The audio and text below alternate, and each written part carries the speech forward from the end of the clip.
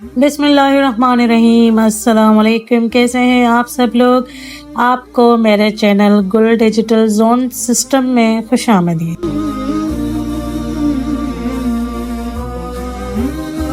दोस्तों, कहा जाता है कि हज़रत आदम अलैहिस्सलाम से पहले भी दुनिया में 28 किस्म की मखलूक़ात आबाद थी।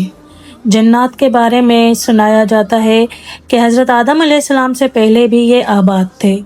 जिन का मतलब होता है छुपी हुई मखलूक। इस्लामी अकीदे के मुताबिक ऐसी नज़र ना आने वाली मखलूक जिसकी तख्लीक आग से हुई है, जबकि इंसान मिट्टी और मलाइका नूर से बनाए गए हैं।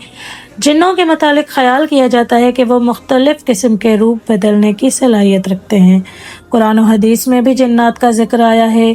कुरान शरीफ में जन्नात के नाम पर तो एक पूरी सूरह जिन मौजूद है, जिसकी इब्तदा इस आयत से होती है कि जिन्होंने रसूलुल्लाह सल्लल्लाहु अलैहि वसल्लम को कुरान पढ़ते सुना और उसे अजीब व गरीब पाया तो अपने साथियों को बताया और वो मुसलमान हो गए। जन्नात के बारे में ये कहा जाता है कि हज़रत आदम अलैहिस्सलाम से पहले ये आबाद थे। फिर इन्होंने सरकशी की तो अल्लाह तबारक ताला के हुक्म से फ़रिश्तों ने उनको कत्ल कर दिया और अल्लाह के हुक्म से ही उनको दुनिया से निकाल कर जजीरों में भेज दिया। मगर इनसे पहले जो 27 किस्म की मखलूक़ात का ज़िक्र होता है, उनमें चंद मारूफ़ हैं। बिन, मिन, खिन। अल्लामा इब्न कसीर ने अल-बदाया वल हनाया में इरशाद फरमाया है कि बिन और खिन ज़मीन में रहा करते थे। जब वो सरकश हो गए तो अल्लाह ताला ने जिन भेजे, उन्होंने बिन और खिन को ज़मीन से निकाल दिया। इन सब को कत्ल नहीं किया गया, बल्कि सिर्फ ज़मीन की हदूद से निकाल कर जज़ायर और गारों में भेजा गया। हो सकता है कि आज की खलाई मखलूक यही हो, या फिर मुमकिन है कि वो किसी और डायमेंशन में आबाद हो गए हों। फिर जब जिन कौम ने सरकशी की तो अल्लाह ताला ने फरिश्तों को हुक्म देकर उनको कत्ल करवा दिया और जिस बनी नौ इंसान के लिए ज़मीन की तख्लीक की गई, उस खूबसूरत मखलूक में से हज़रत आदम अलैहिस्सलाम को बनाया गया और ज़मीन पर इंसानों की तख्लीक वजूद में आई।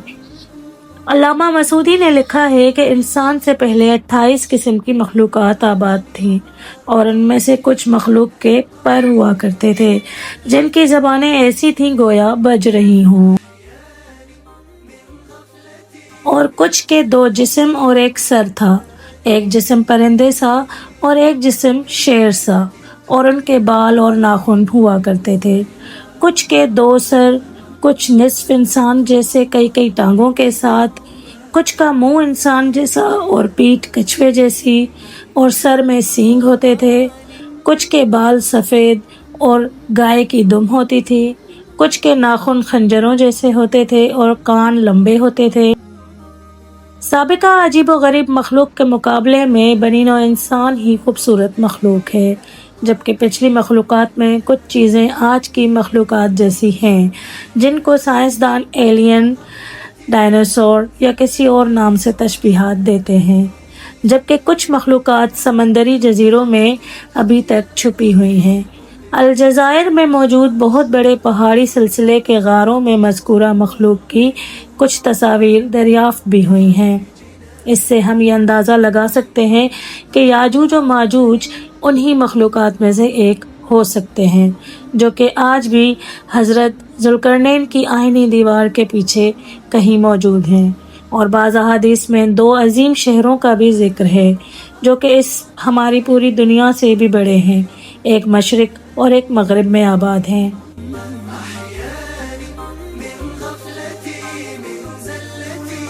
नाज़रीन, सूरह हूद की आयत 27 में बयान किया गया है कि वो ही है जिसने ज़मीन और आसमान को 6 दिन में पैदा किया।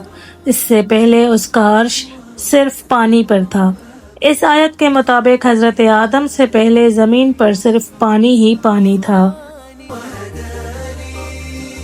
कुरान पाक में ऐसी किसी भी मखलूक की तरफ इशारा नहीं किया गया।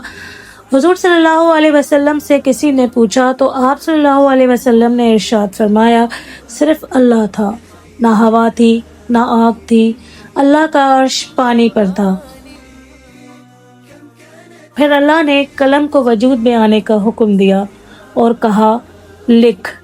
اس طرح انسانوں کے وجود میں آنے سے پہلے ہی 50,000 سال پہلے ہر چیز یعنی تمام مخلوقات کی تقدیریں لکھ دی گئی تھیں، جو کہ لوح محفوظ میں آج بھی محفوظ ہیں۔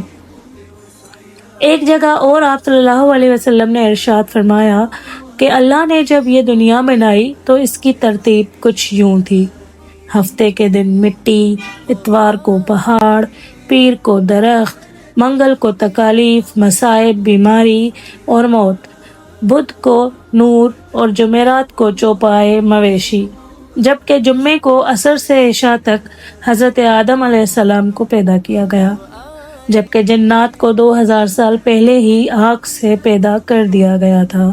اس طرح یہ دنیا وجود میں آئی۔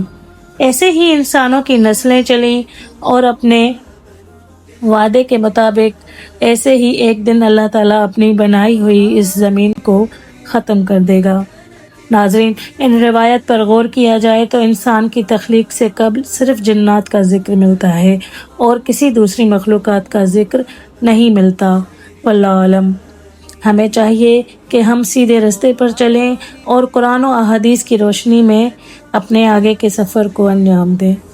مجھے اپنی دعاؤں میں یاد رکھیے گا، میرے چینل کو سبسکرائب کر لیجیے گا۔ شکریہ۔ اللہ حافظ۔